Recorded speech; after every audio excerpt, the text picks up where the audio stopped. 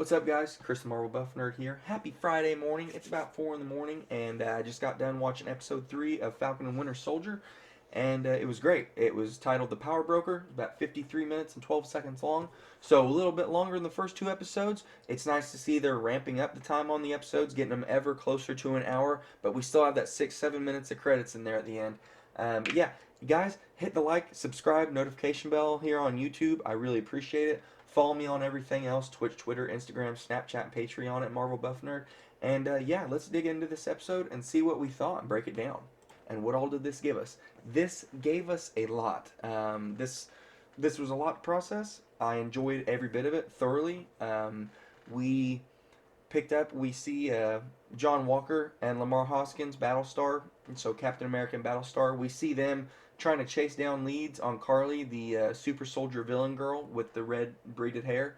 They're trying to chase her down. The safe house that she was at, the last episode, they're there. That's where they're at, and they're trying to chase her down. Nobody's spilling the beans. They're just running into dead ends. We see John Walker snap, basically, like not physically snap, like beat somebody up, but like he snapped mentally, screaming like, "Do you know who I am?" Just because somebody knows he's Captain America, they're just supposed to cower and give him the information he wants. And we're seeing a very flip side of the coin of a Captain America character here with John Walker, compared to what we're used to with Steve Rogers. Whereas John Walker is just using this moniker and this name as a pedestal to be a hero, and just like he just wants that clout and wants that immediate respect just because he's stepping into this role, where he didn't really earn it. I'm not saying he doesn't have a good service record or anything, but just he's just expecting a lot as soon as he steps into the role without proving anything. And he's always on edge. So we're seeing, he's very Homelander esque. If you've watched The Boys from Amazon Prime, he's very Homelander esque, where he's got that charade he puts on at surface level, at face value, where he's smiling and he's happy go lucky, but right underneath that, it's like he's on edge, he's ready to blow up, he's losing his mind. So we're seeing a lot with him here, as a different take on Captain America that we don't really like. We see Sam and Bucky go to the prison to break Zemo out. The scene where they break out Zemo, where Bucky does it, it's very funny because he's pitching it to Sam as an idea that if it would happen instead of it actually has happened, and then Zemo walks in and Sam freaks out, and we have a moment of like Sam and Bucky are really butting heads because Sam's like, no, we are not doing this. He's going straight back to jail. Like, we're screwed if we do this. We're gonna be enemies of the state again, all over again, repeating Civil War again, basically. And Bucky's like, no, we need him. Like, he's the one that knows the answers we need about the super soldier serum. And so they finally come around together. So now we've got Zemo, Sam, and Bucky interacting with each other. Zemo's a rich guy. They're going on his plane, his private jet, and Sam and Bucky are like, holy crap, this dude's rich. This is crazy. You've been in prison this whole time, and you've got all these cool amenities. And Zemo's flaunting it. He's enjoying it. He's enjoying being the villainous character again. They go to see one of his underground contacts. They go to see somebody to find somebody, basically. So we get this cool underworld style. It looks like a John Wick scene, basically. Where his contact, she's this real seedy character named Selby, and we get a badass action scene in the bar leading into going to see her, where Bucky is portraying the Winter Soldier again, and he just kicks like 20 guys' asses with no effort at all. It was awesome, very hard hits. Sebastian Stan is doing great in this series. I'm really loving it. This series is really going, like, it's skirting that line on the PG-13. Like, we're getting some blood in this. We're getting some gunshots. We're getting stabs and knife wounds and impalements. Like, we're getting things that you don't always see in a Marvel production, and I'm thoroughly enjoying it because I love the grittier, more real take. Not that everything has to be gritty and dark in the superhero world, but I love the gritty, real take on this, where it's like you see, like the realism of like, yeah, no, like you doing these things has repercussions. Like, people are gonna get hurt, you know. And then the guys, after they break Zemo out and after they get the Selby thing happens, she gets killed. They run into this mysterious hooded figure that's sniping people, and it's like a guardian angel. It's Sharon Carter, from Civil War, Peggy Carter's niece. And she looks amazing in this. She is kicking ass. She looks amazing, and she also is like stunt work good. She's bringing some emotion to this because she's like, I still can't go back to the United States.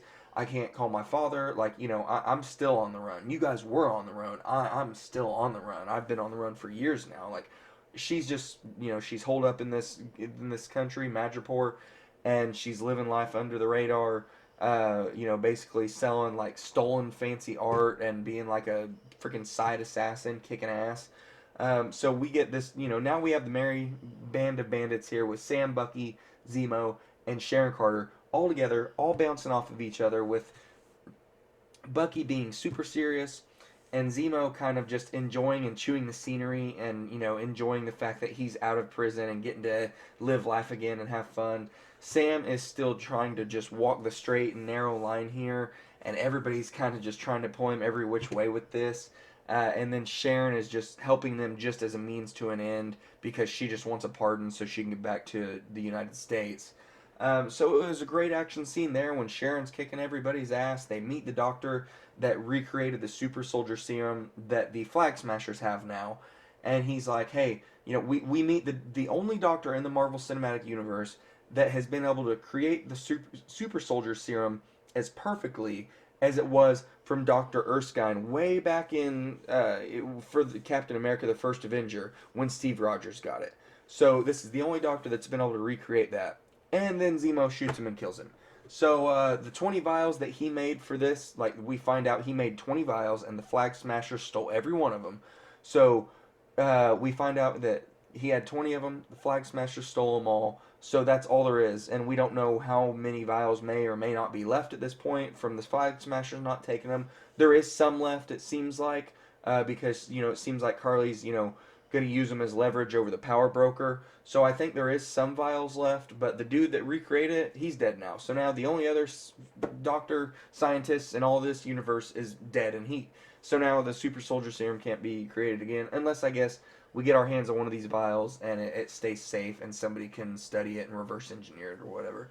So yeah, everybody's together here. We see Carly and her buddy, her sidekick, whatever.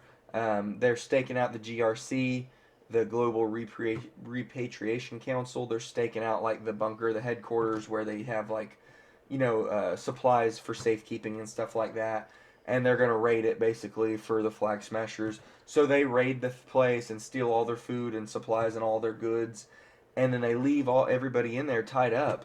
And then she ratchets herself up to the next level of villain in this show because she just blows the whole place up with people in there. And even her partner, her buddy's like, there was still a lot of people in there, and she's like, yeah, this is the only way they're gonna get the message. It's like, but I mean, her mother figure or the leader of the group or whatever, or maybe it was her mother, just died. The person that she was closest to, that she loved, that she's doing all this for, just died this episode, like a day ago or hours ago for her. So she's acting out of pure grief and emotion and anger. She didn't take any time to mourn. But yeah, she just kills all these people. So it's like, holy crap, you just really put yourself into a different class of villain here. Like you really have to be dealt with at this point. I mean, she had to be dealt with before because she's running a group of fucking super soldiers on the black market. But like, she just now you're just killing all these people. Just because it's like, damn. Yeah, and then Zemo, Bucky, and Sam are going to a safe house somewhere, and Bucky's like, hey, I gotta split off. I need to take a walk. He's picking up these little Wakandan tech vibrating ball things. I'm not sure. I don't remember those from a callback. And then one of the guard ladies from Wakanda is there in Germany. He runs into her, and he's like, "Hey, I knew you'd be here. I knew you were here." And she's like, "Yeah, I'm here for Zemo because Zemo killed King T'Chaka, and like the people from Wakanda have not forgotten that. So they still want blood. Like people still want blood for Zemo. So like." Him being out of prison has severe repercussions for the rest of the universe going forward. Or there's definitely gonna be a shockwave there of consequences for him getting broken out of prison. So yeah, we're gonna see where this goes next week, episode 4. Things are gonna start ratcheting up. I assume. Now we're gonna have 5 people. Or no, well, no, Sharon's not in the picture. So now we're gonna be back to a group of 4 with the Wakandan guard lady. We'll see what the dynamic is there because she's gonna want to kill Zemo basically. So yeah, we're gonna see what the dynamic is there. But yeah, this episode offered me more character development, answered some questions, gave me some more questions. We got a lot of badass action scenes and fighting in this, and a lot more blood than I expected out of a Marvel show. We got a cool callback about when they get in the car with Zemo, and Sam's behind Bucky. He's like, "You're not gonna scoot the seat up, are you?" And Bucky's like, "No." So we get the callback from Captain America Civil War from 2016. So a 5 year callback. It's just cool to see they're gonna keep doing the payoffs and the Easter eggs and the shows and tie everything in together. They're doing great. I love the Marvel universe. There's a reason my name on everything is Marvel Buff Nerd, and I've got a Captain America shield on my chest. This show's really doing it for me. I'm really enjoying it. So overall, I can't wait to see where this goes next week. So yeah, guys, let me know in the comment section down below. Like, dislike the video. I don't care. It all helps the algorithm. And let me know if you liked this or not. If you're enjoying this, where you want to see it go. What kind of crazy fan theories do you have? And yeah, catch you on the next one. Have a good one.